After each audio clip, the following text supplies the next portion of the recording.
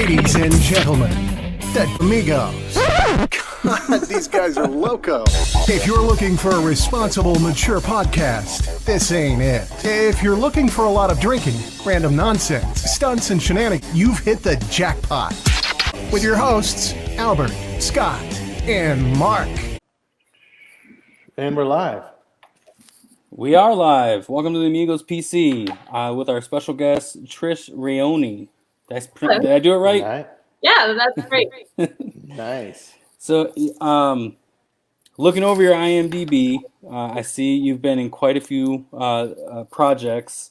We have the most recent one that's coming up, Milk. Is that right? Oh yeah, that's a little love story, tragic love story that I wrote and directed, and then star in. It's easier to boss yourself around than some nice actor. Okay. Right. And I was cheaper. I worked for free, so. Okay. Very cool. Sorry, spacing, just because of the technical difficulties we had prior before this. What got you into being an artist like this and things like that? That's a good question. I feel like it was acting that drew me into the film business, but then I wanted to get part. So I started writing and producing and creating and then just giving myself roles, basically. So yeah, so it all started from a place of like a love for acting, but then I discovered how much I love story and creating stories and writing. And I don't love producing, but it's like a lot of applying for grants and asking people for money. And there's a lot of months will go into planning a production, and that's not always fun because you just want to shoot. Yeah. But I do like it overall, and I like that it does allow you to eventually. So, yeah. Very cool. Yeah. Yeah, so I checked out a little bit of your, I was watching some of the, my roommates at the escort. Oh, cool. So I was watching some of those, and those are actually really funny. And were those like just shorts? Like, yeah, that's episodes? a web Is that series. kind of how that is? Yeah, so the episodes are a little bit shorter. I can't remember exactly how long, but I think the first season they were under 5 minutes or under 6 minutes. Yeah, that's kind of. I didn't know if they were just clips or if they were. Yeah, and then season 2 was a little bit longer. So some of the episodes are almost 10 minutes. Okay. Yeah. Yeah, that was. I mean, those were really funny when I was, watching those. It was really hilarious, and I think that would be a good show for for a network to pick up or something, because it was really funny. Awesome, thank you. You should be a network executive. Yeah, one day. Everything is awesome. Green light. Yes. Then I can cross that off the bucket list. So that would be good. It's what was as you think it is. I feel like they just sit in an office all day, going through scripts and financial statements and I don't know. Probably not. That's my current world now. So. Oh, there you go. Yeah. So it's kind of that, but yeah. Where did the NBC hire them? Right. Yeah. Where did the inspiration behind that show come, though? Oh, so that one I co-created with Katie Ullman, and she directed. We met at a mutual friend's birthday party, and we just really hit it off. So we shared a bunch of dating stories and roommate stories and friend stories, and we just kind of like met for coffee for a year and brainstormed and wrote scripts, and it just kind of evolved. Yeah, it's hard to think where it actually came from, but we just hit it off and started writing right away. And a year later, I think it was a year later, we were shooting season 1. So yeah, that was a lot of fun. It's very awesome. Well, who had the roommate though? Are you gonna do any? Yeah, did someone really have a roommate kind of like that, or maybe you thought was kind of like that? And no, I think I think we both had weird roommate situations, and then also just like maybe people that we had observed through life that we were like, is that person or isn't that they? So I think it was just kind of like a combination of our imaginations and situations, and just an amalgamation of our just these ideas and things we talked about in the coffee shop. What happens Well, in a coffee shop stays in a coffee shop. That's true. That is true. until you make it a script, right? Yeah. So it's crazy that like you guys were just having coffee or getting to know each other, and then this concept comes up. Like, is a lot of your process similar to that when you're making episodes or series or movies like that? Yeah, I think having like writing partners in a writing room. I've written several other comedies and web series that are in various stages of development now. Like we've applied for grants and stuff. So I feel like whether you're writing alone or writing with a partner, you just kind of riff and come up with these bizarre worlds that actually are from a bunch of pieces of things that you just observe. I think if you have the comedy brain, you kind of observe things throughout life and then you put them on the script. So it is good to have someone to write with because you riff off each other. But yeah, I feel like when I look around in life, that's where I come up with a lot of the things I'm writing now. Like I just see something happen and it clicks and I'm like, that's a good idea for a show. Or I dream about it. Like I dream of a lot of the things I'm writing now were dreams that I had and I woke up and I'm like, that's weird. That could be a comedy. So then I write it. So do you keep a notepad next to the bed then, in case it? Okay. Yeah, well, I have the notes in my phone, so I'll wake up lots of times at like 5 a.m. and I just like jot down an idea. I had one the other night that was very Black Mirror-ish. Okay. Yeah, like a world where, it's a world where we're not sure, like the citizens aren't sure who's a robot and who isn't, because robots are so advanced. So it's kind of like this, when you start dating someone you don't, if you're human or you think you're human, you might not really know. You hope that they're a human and not a robot because you want it to be a real connection. Yeah. And I dreamt that. So then I woke up and I was like, this has to be a thing. So I wrote it out. Yeah. Yeah, no, that's really cool because that's kind of like the AI or the artificial intelligence way things are going. I mean, that's possible. I mean, you don't even know. Like 100 years from now, we might not know if we're a robot or a human, and we could lie to our whole lives, and then we find out, like, hey, my husband's a robot. That's why he's a little off. You just got to reprogram him, though. That's what you got to do. It's easy fix. Actually, we'll be in a much better place than we're in now. Exactly. Everyone could just be, I need an upgrade because I'm thinking not the right way. That's funny. I need a few upgrades myself. Yep. Don't we all? It almost seems like that's my real life right now. What's that? I'm joking. You're a robot? No, that my husband's a robot. Oh, yeah. Oh. That's true. I feel like, it's weird being inside. Yeah. Yeah. Like we're all like a little bit like on autopilot, like wake up, drink coffee, drink a little bit of water, drink more coffee, go binge Netflix. Like I feel like a bit of a robot. You mean like in the quarantine life right now? Is that what you mean? Like because it's like every day, like Groundhog Day. Yeah, exactly. My kids don't even know like what day it is because they're all home, and it's like, what day is it? And they think every day is kind of like a work day for the most part because they're home still, or I don't know. It's weird. Yeah, we still have them doing homework and stuff. Yeah. Yeah, it would be really strange to be a child during a pandemic. Very true. I can't even imagine. We had a couple of snow days where I grew up, but I can't imagine being off for months for a pandemic. Yeah. Are you in Canada or are you in? Yeah, I'm in Canada. Yes. Very nice. We're at in Canada. I'm in my hometown, Sault Ste. Marie. It's like a small city surrounded by the Great Lakes. So it's beautiful. Yeah, it's really nice. Like my dad lives on the water. Our family has a cabin that we gather at when we can gather, just like 30 minutes up the road. Wow. So it's kind of one of those like very like typical small Canadian. There's a lot of like outdoor activities that normally go on. People go on the bike trails that are all around the city, easily accessible. So it's kind of a nice place to be.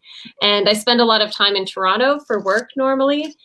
So it's nice to get away from the downtown busy Toronto, which is, just filled with people. Craziness, yeah. Yeah, I had to imagine that. Yeah. Very cool. So Very, you were also in the Umbrella Club, or not Umbrella, the Umbrella Academy. That's a Netflix show. oh yeah, I did appear in the pilot as a swimmer in the opening scene. Yeah, so I saw that on there. So that's a very cool show. That was that was pretty fun. What was it like to go through like the pilot process with Netflix on that? Because it seems like that's a pretty popular show. For that, like that was just kind of it was like one day. I think we were there like 17 hours or something, sitting on the deck, and then the little baby's born. They had twins. They were like newborn twins. Actually, that was the first time in my life where I had like that mom instinct kick in, because I'm not a mom, I'm an aunt. And like my nieces and nephew are great, but that was the first time where I like genuinely was holding back tears when this baby was born. And it ends up being like one of the superheroes. But because they had to bring in like a real newborn baby and then switch it out with the twin, kind of back and forth between these two babies, I was so scared for that baby. On like, of course, it's super safe on these shows, and they've got like all these safety precautions and all these people and the moms there. But just seeing like a fragile little like newborn baby, I wanted to cry. And then I was like, maybe I do want kids. But I still don't. Yeah. So you're kind of torn between if you want to have kids or don't one day, I guess, or are you set on not having kids? I don't know. I mean, I'm like in my 30s now, and I guess I kind of have to figure it out. But I'm like one of those go with the flow situational people. So if I am with somebody and it seems right and it like happens, then I'm just going to adjust and go with it and like try to flourish with it, if that makes sense. Right. Sure. Yeah. Yeah. I mean, if it works, that's a great way to describe it. Sure. Yeah. And if I don't, then I'm like also okay with that. That just kind of I like to just take my life where the wind blows it. If that doesn't sound weird. I'm a little bit of my name isn't pronounced Rainone, but yes. I am. But you do have. But yeah, maybe it is supposed to be Rainone, because I am a little bit of a free spirit in that way. So, yeah, little bit, a splash of hippie, a little bit. Yeah, I'm just like, whatever happens, happens, and I'll figure it out. That's awesome. Just roll with the punches. Exactly. It's kind of living in your school bus, going to each Woodstock, Yeah. It's awesome. I haven't done that yet, but I have co-written a movie that we're hoping to shoot. That has to do with like traveling on a school bus and finding yourself. And I won't say too much more about that one, but so maybe that's like a secret dream of mine. Is that one of your upcoming projects that I saw that are coming up, or that are in Butterfly? I don't know if it's like listed publicly on IMDb. Oh, gotcha. Like if you have the IMDb Pro, it comes up because it's still in development. So like just kind of waiting on basically on funding and that sort of, and the ability to shoot again. Yeah, to be around people. That would be with people. Yeah, that would be definitely a first to need that for sure. Yeah. Do you have any projects that you were working on, like you were shooting or were about to be shot, right? Or you were going to start production and then COVID happened? Yeah. You don't have to name the project or anything like that, but I'm just kind of curious how that, how COVID affected you with production and things like that. Yeah, I own a production company with Rebecca Heron. She's a producer here in Canada, and we had optioned a couple of Christmas movies, and we were service producing those under our company. So we were hoping to, ideally, we would have been doing that before the snow left, and we would shoot in my hometown. And the people we had teamed up with, the producers and writers of the films, were coming from Toronto and LA. And we were going to shoot that here in my hometown before the snow left, and it just left. So that was the goal for 2020. So those will be shot maybe in like next winter, or next spring before the snow leaves here, because it does stay pretty late. So yeah, it did affect some of our productions. They were just set back, but we'll still hopefully shoot those.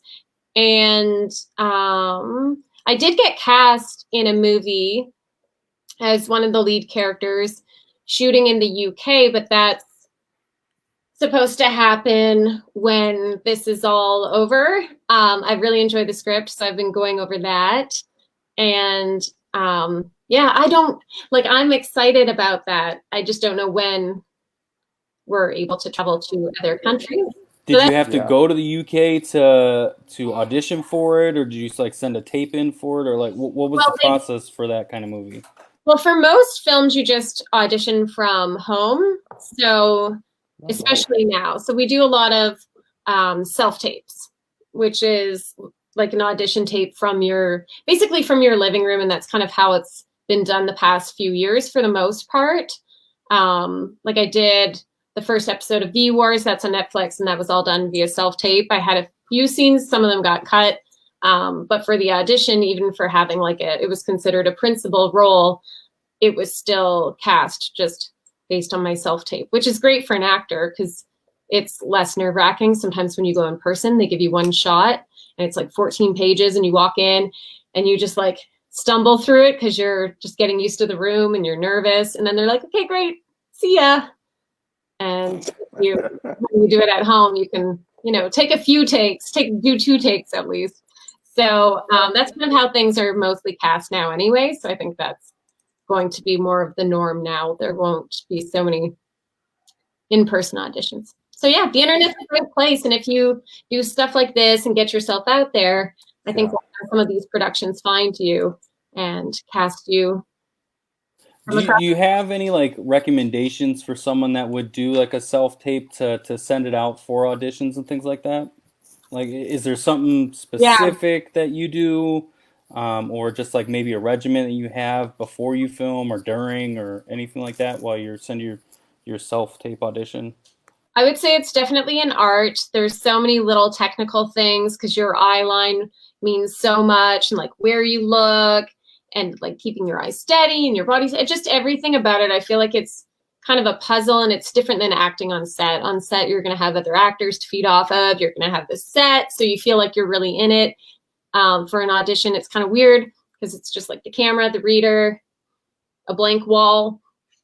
So what I did probably like 7 years ago now, I took an auditioning class. So it like specifically just taught us how to audition. So when you walk in, look here, stand on this line, like do this. Kind of, we just went through the motions, and we had all these mock auditions, and we had to do it in front of the other actors in the class. And I feel like that after that, I started booking because like not as much as I would like to book, obviously. I'm not saying like it turned me into a Jennifer Lawrence, but or even someone like half as successful as her, but like it definitely calmed any nerves that I had or confusion I had about the technical stuff. So then I could just act and kind of have the technical stuff just in me. So practice. Was that like somewhere local to you, or like did you go somewhere for that, or what? Like, how did you stumble across it? That was in Toronto, which is kind of like one of the hubs for filming in Canada. So they have a lot of classes. I don't know I would say if you're not in like a really film friendly city with lots of classes available, you could always look online for some tips and pointers, and it's pretty straightforward. It is a bit of a pain in the butt sometimes because you have to get a reader. So you need to have like someone who usually does not want to read or act, like reading the lines with you. So you have to like print off the script, give them a copy, set up the camera. So you need a little at-home tripod with like a ring light, and you need a blank wall behind you so there's no distractions. And then you end up, like I've had roommates in the past who I've forced to do these auditions with me, and they're just like not having any of it. And they'll do maybe one take with you, and then they're like, I got some muffins to bake, so see ya. I guess this is what I'm sending. So, yeah, fun time. Very cool. I like how you defaulted to like muffins to bake versus. Yeah, they're like, these muffins are gonna burn. I don't give a crap about this role that you think is this amazing opportunity that's gonna change your life. You're not gonna get it. It's not gonna change you. I got muffins and they're gonna burn if I don't get to them. So you had mentioned earlier that a comedy mindset and writing comedy scripts and things like that. Do you do any stand-up or anything like that, or have you done stand-up before? That's a good question. I was always afraid of it, even though I had done comedy, but was afraid of doing a live show because I thought like people are just not going to laugh at me, or they're going to laugh at me and not with me. Mm-hmm. So I finally tried it about a year and a half ago, and it was probably terrible the first time. I think I got through like one of the 17 jokes that I thought I would be able to tell in 7 minutes. So they started like waving me off the stage with the light, got down, but then I thought about it, went back and did a couple more shows. And then I just kind of stopped doing it because you have to be in bars late at night. And I'm in my 30s. Like I used to work in bars in my 20s. And I'm like, that was so 10 years ago. Years ago, yeah. Lady, I cannot be in bars late at night. So what has been a great blessing now with isolation is I came across this electric comedy night based out of LA, but I don't have to be in LA to be a part of their show. So I reached out to them. I sent in a couple of 1-minute sets. They're all 1 minute for Instagram. They put them out there on their Instagram page and on their Facebook and their YouTube. And it's actually, I've been in 2 of their comedy shows so far since isolation started. And it's given me some exposure to other comics. And we've kind of connected over Instagram. And now I think the next time I go to LA, I'll have some new comedian friends, which is kind of fun. So That's I awesome. right now from home. And then I've recorded a couple of others that I didn't submit to that show, but I still kept going with it and just put them on my YouTube page. So they're like 1 minute stand-up comedy sets from home. We've talked to quite a few stand-up comedians. That we try to focus on the local comedians comedy scene here in Phoenix, Arizona, and we've noticed that they're starting to do that too. Yeah. It's like becoming a good trend just to have it out there. I know recently someone on Joe Rogan Experience, he had a comedian that's how he became famous, was he just did 1 minute skits of YouTube and then eventually it just picked up. Wow. That's amazing. I think it's so cool that now as creators, we live in a time where we can just film something, put it out there, and even if it's not, like film cinema quality, no one expects it to be because they know you're at home, you're using a cell phone, but it's about the content. So you can get your ideas and content out there. A Canadian show that shoots close to my hometown that I've auditioned for like 10 times and never booked. Letterkenny. Oh, I love that show. Oh, So they love that. Seen them all. They were getting their YouTube sketches out there in character and showing the world what this show could be. And then the networks, well, I wasn't there, so I might be butchering their story, but then I assume the networks saw it and then they would go in and pitch the series and they got picked up. And now it's like a huge show. So I think it's important to just like get your voice out there. If you're a creator or a comedian or actor or writer, whatever you are, an artist, put your stuff online, like put it all over Instagram, harass people with your stuff. You never know who's watching and who might like it. And the people who don't like it can block you. Very true. I think that's the philosophy that we've been taking. Yes. We've been blocked many of times already. I think you should get a badge of honor for that because that's kind of special. Awesome. That means you're making people feel something and you're making them feel enough to like just want to block you. I love that. Yeah, that's how we roll. Something's the right word to use for sure. So I have a question on the Letterkenny. Okay. Is it? I don't know. Have you ever visit there? Is it really kind of like that, like small town, like farm life, like Yeah, it's Yeah. 3 hours from my hometown, and the drive from here to they shoot in Sudbury. The drive from here to there, it's like a lot of farmland, cottages, lakes, and then Sudbury itself. I've shot a few movies there, and well, I didn't shoot them. I wasn't the cinematographer, but I was like in them.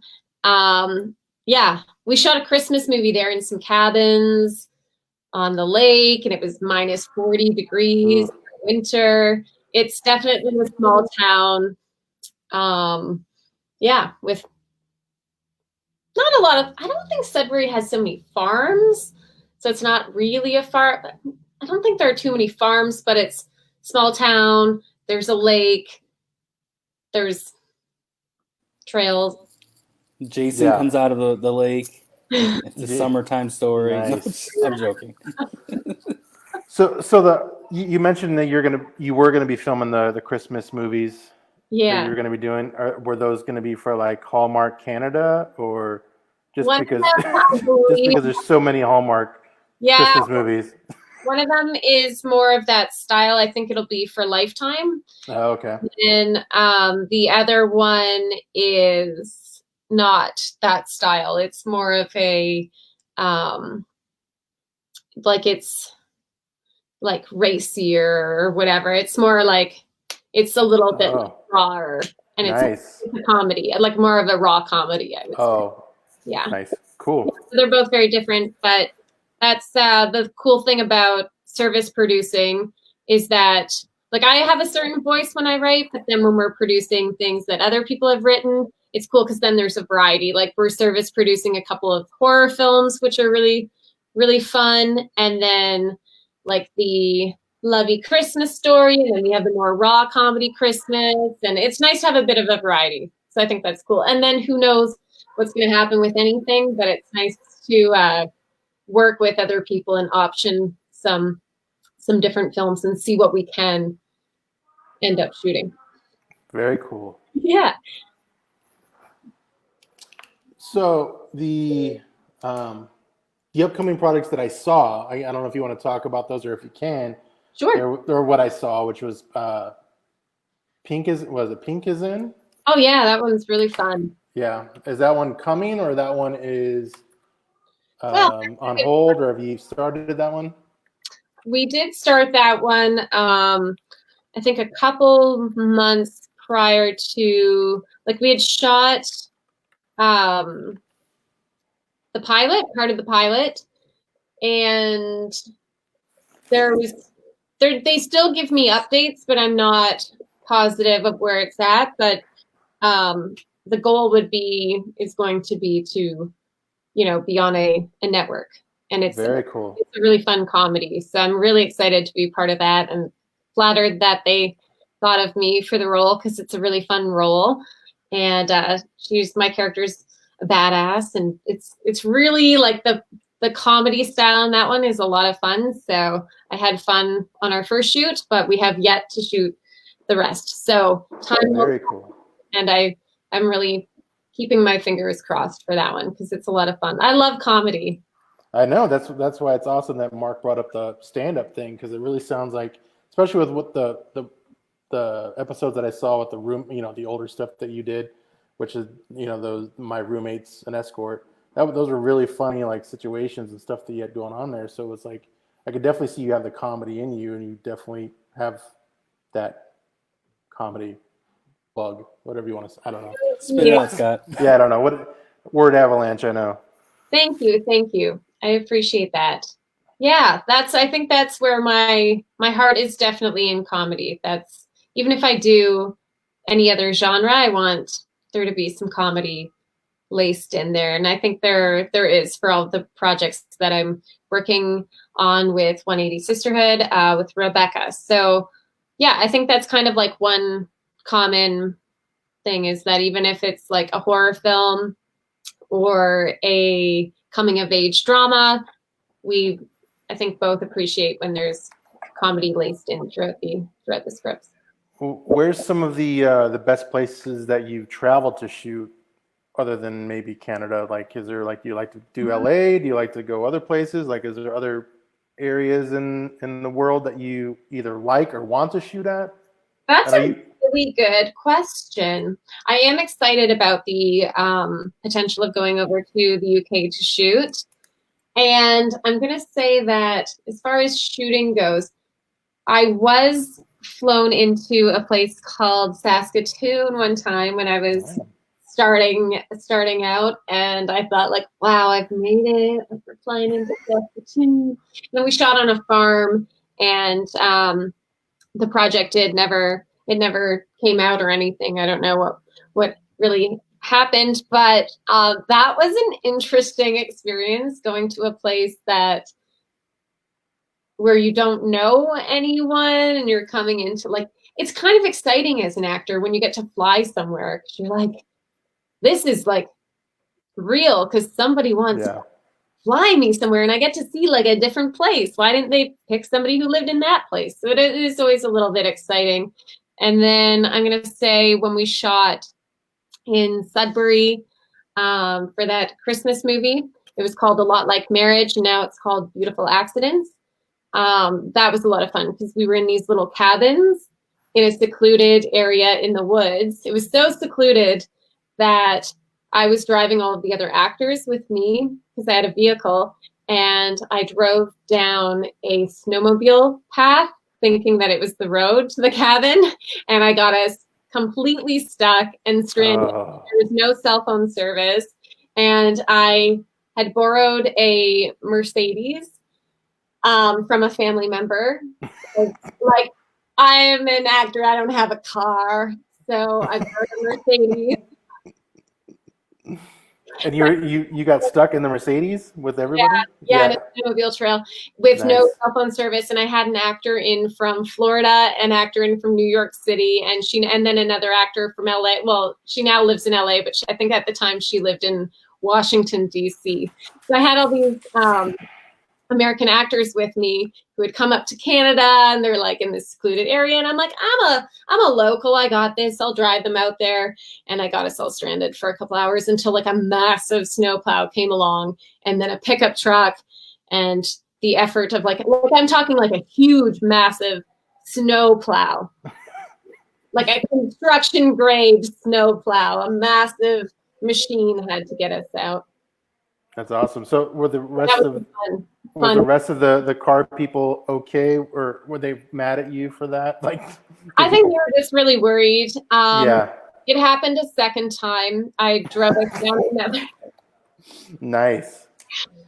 There's a lot of snow here, and snowmobile trails really look like roads in the middle of the woods when there's a lot of snow. So that was a very memorable shoot, and I enjoyed that location other than the almost stuck. Getting, you all have a story to tell now, though. That's true. Being stuck in the snow. We bonded over that. Yeah. Did you guys have to ration out like the little bit of food you had because you guys were scared it was going to turn into a Dahmer party kind of situation? I think because it didn't get dark. Like, this happened during the light hours of the day, so it was fine. And then we got fed. We were fed. We had lots of food once we got to set, and lots of time to bond. And they sold poutine in the main lodge, which is I don't know if you guys eat that there, but it's like fries with cheese and gravy. So the cheese gets it's a delicacy here in some of the southern states. Is it? I've never heard of it. Mark's from Wisconsin, so it's kind of close to you. Well, but there. I've heard of everything that you add cheese to because I'm a cheese fan. That's true. Wisconsin, yeah. So that was a great shoot. That's awesome. Very cool. I don't know. In that situation, I think I'd be the first one to say, okay, which one of us are we going to eat first? Yeah, that's what I said. That's what I said. Dahmer party situation. Like, who are you going to who's the weakest link? Yeah. Who can run the fastest? You have to injure that person. Someone find straws so we can pick There you go. Watch Lost. I watched some of that recently. I got into it, and it's pretty creepy. when they crash, the plane crashes Yeah. on an island, and then a guy gets sucked into the jet engine of the plane. It's just so stressful. So always carry snacks. Not that Yes, help you. that is a rule. From getting sucked in. That will be the name of the episode, just so you know. Always carry snacks. Always carry snacks. Snacks. Even I if have to write that down. you're not a bad like life or death situation, having snacks will just save you from being grumpy. So just That's always true. carry snacks when Very you true. leave your house. Yeah, when you can leave. If you can ever leave your house again. I know, it's great. So what are you guys doing there in Canada? Because here in Arizona, we haven't been as strenuous as like New York and like California and stuff, like where they've been locked down like legitly. Yeah. And here it's been like we can still do stuff and go. And now on the 5th, well, today they now kind of opened us up where we can now go to restaurants, but it's still you still have to be in like 6 feet apart, and they're gonna have like, I don't know, mannequins and shit in some places where you can basically look like it's full, but it's not. Wow. As far as like making the restaurants look like there's people there. So like, what are they doing there in Canada? Is it still kind of like locked down completely, or is it like, can you go places and like do stuff? Yeah. You can go places. Like the city I'm in, I think I might be wrong, but it had 13 cases altogether at one point, and then they were down to 0 a couple weeks ago. That's good. Confirmed cases. Yeah. So that's what I had heard. And my family's in construction, so they're essential, so they're still working.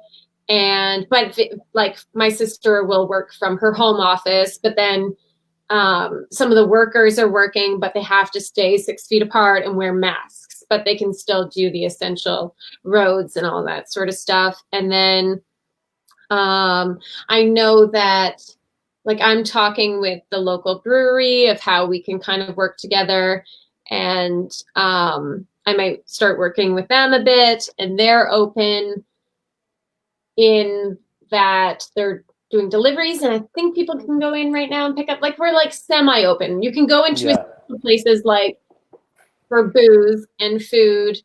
My brother-in-law owns a restaurant, Arturo's in Sault Ste. Marie. If you're from the Sioux, support it and get some takeout, but he's doing all takeout, so you don't eat in the restaurant. So it's kind of like that semi.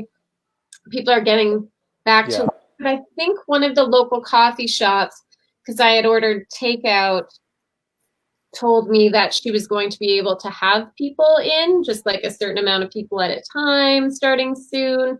And I go to a pita shop the other day, and the sign outside said like 2 customers can come into the building at any given time or at one time, and that's it. So wow. Yeah. So that's cool. So it's kind of the same thing. You guys can still kind of, it's not like California, New York, where it seems like you can't go anywhere. At least that's what they kind of seem. Yeah, there's no one in this. Like I go for, like before this, I'd go for a run and pass one person. So it's pretty secluded already as it is. Their distance and. So you're already in a safe place. You're good. I feel pretty, like I do feel scared for everyone, but I feel like I'm at peace here more than I could be. Yeah, basically than being in Toronto, I would imagine. Oh my gosh, Toronto was so much anxiety. I just it was like I have to go. I can't be here right now. I do not want to be here. Yeah, there's too many people in close quarters at all times. People bumping into you all the time. I don't know what it's like there now. I think people are keeping their distance, but there's just too many people. I don't want to be in a big city. Mm-hmm. Nobody wants to be around anybody else, anyways. That's true. That's very true. People are staying away from each other, and I have heard that. Oh, I'm going to turn off my cell phone. I can hear it whistling at me. But I do hear from some friends that, like you said, nobody wants other people to be around them anyway. So like people are wearing, it seems like a lot of my friends in Toronto are wearing masks and they're keeping their distance because they don't want to be near people. Those people don't want to be near them. Everything's changed because people used to push me all the time on the subway. Like daily I was getting pushed around. So I guess it's really changed some things. I was just saying that in general. I just don't want to be around Oh, yeah. people. But even this COVID thing is just a blessing at this point. Well, I mean, your restraining orders, Mark, is what allows you to stay away from some very people. true. Very true. So COVID, restraining orders. yeah, Well, with a COVID. restraining order, you have to stay more than 6 feet apart. Yeah, that's how they get you. Yeah, that's how they get you. You can't get close enough to your stalking victim that you can, Very true. breathe on them. That's why me and Scott here are actually I have a restraining order against him, so this is why we're doing this. That makes sense. It does. I'm glad you guys kind of worked it out. Virtually we can sit right next to each other because we're asking you right now on the screen. You're right next to each other. But next to each other, someone's gonna get stabbed. Yeah. So yeah, you need a little bit of. There's got to be a distance. Like an internet between us. Yeah, or a law document that makes us stay away. That too. Signed by police officer, law enforcement. Yes. Yes. So during all this lockdown, what have you been binging? Have you been binging anything Netflix wise? I know you mentioned Lost, but has there been anything that you've been watching in the world of? So I've been watching Dead to Me. I think it's on. Netflix. Apple. Yes. Yeah. And I couldn't remember if it was Netflix or Amazon Prime because I go back and forth. And then on Amazon, just yesterday, I started Upload. And then that one's kind of very futuristic. There's I guess the whole concept of virtual reality is really integrated into that one. And there's this whole idea of when you die, you don't have to die. You can be uploaded. Oh. Another realm. And then you have people here on Earth who wear the virtual reality. And they can be you or something?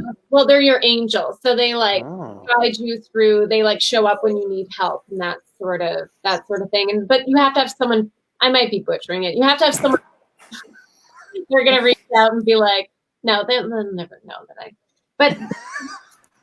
So you're episode 1. You're episode 1 in on that one.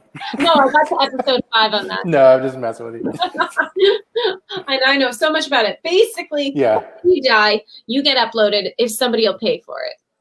And then you get uploaded to, if they have money, you get uploaded to a very nice place. And then you have somebody from New York City who's sitting with the goggles and helping you out. And then if you want to still have relations with your partner you had on Earth, they rent a sex suit and they put it on, or it's called an intimacy suit because some people don't use it for sex, but they use it to go and hug their loved one. Go on a date? Yeah. Yeah, the world that we live in today, we know what it's for. We know what it's for. Exactly. So that show's called Upload. So go check it out because it's a lot better than I make it sound. It's been good so far. Cool. Yeah, I think I saw an ad for that one, Amazon pop up, Upload. Check it out. I haven't seen that one, but that sounds good. But Dead to Me is also so good. There's so many twists and turns, and I like that it's written by a female or created by a female, and I think directed by females too. Lead female characters. Yeah, I like that. And then Community, Parks and Rec. What are you guys watching? Yeah. I just finished the second season of Altered Carbon, which kind of sounds similar to that Upload show. Yeah. Oh, I don't know that one. What's that on? Netflix. Yep. Okay. What's it? How do you spell that? That one, it's Alter Carbon, so it's ALTER and then Carbon. Carbon. Okay, I wrote it down. So that one is basically, Mark can fill you in because I've only seen some of first season, but that one's kind of where if you die, you can put your body into another body, like a host body. Oh. And then that person can then you're that guy, but you're now somebody else, and you can keep living, kind of thing, in a different. Yeah, it's basically eternal living. Yeah, it's all the rich people can live forever, obviously, because you have all the money to continue to do it, and then the normals, just die off, and they probably use their bodies to farm them. Yeah. That's really, so every time, so then when you get a host body and then that body dies off, then you pick a new body. Right. You get this stack that they put in the back of your neck, and there's an assassin in there, the murder mystery. It has a little bit of the aspects of everything. It's pretty good. Okay, Yeah. we'll check that out. Yeah, that is a good one. I mean, that's kind of like you said. It's kind of what you're kind of watching, but yours is more VR world. But yeah, Reminds me of that Bruce Willis movie, Surrogate. Oh, Right. yeah. I do like Bruce Willis, and I'm glad you brought him up. I Ooh. saw that he is isolating with Demi Moore and all of the 30-something-year-old kids they had together in the childhood home that those girls grew up in. And then he has his current wife. He's got some young kids with her. And the current wife and the young kids are at his actual place that he's living at now that he's not living at. Like, he left his wife to go hang out with His old wife. and the adult children who don't need him to like look after them, and they're posting on Instagram. They're having a ton of fun. I read an article that Rumor Willis said, we're having so much fun. We're having slumber parties. They're both just such big nerds, my parents. So it's so much fun. Every day is just like this fun. Wow. Yeah, that's crazy. I wonder what the new wife is thinking. That's what I was wondering. But I was like, Yeah, so I stalked Demi Moore's Instagram, and there are a bunch of photos of them like doing sleepover parties and matching pajamas. But then there is one recent photo now where the wife is also there with a couple of little kids, like the current wife, and they did like a family photo shoot distancing, and they had a photographer sit in a truck and take a photo of all of them. But it's like me and the older kids and Bruce and then the wife and the younger kids. But in the previous photos from the past few weeks, it was just as Rumor said in the article that it was just Bruce and Demi and the older kids quarantining together. So that's the life that you get to look forward to once you make it big in Hollywood, right? So it's like, this week, I don't feel like being in isolation with these small kids. I'm going to go back to my life like 30 years ago and hang out with these kids now. that is smart. And they can kind of look after themselves. And I can drink with them. But then you're with your ex, and I don't know, that whole situation seems weird. It's weird. The only ex I ever dated for like a long period of time was a guy I dated for 5 years in my 20s. And I'm thinking, imagine I went and moved in with like, what if I go and knock on his door with like his current wife and their little kids? And I'm like, hey, just wanted to isolate with you guys. That would be so weird. Yeah, that would be weird. Yeah, that would be really totally weird. So yeah, I'm thinking that's a little strange. Well, more power to Bruce for being wise enough to get away from the little kids. I kind of want to look into that now, though. Yeah, he's kind of feed off the drama. Yeah, like I'm not always into celebrity gossip, but this story, I was like, hang on a second, I need to click this, and then I just got like down the rabbit hole.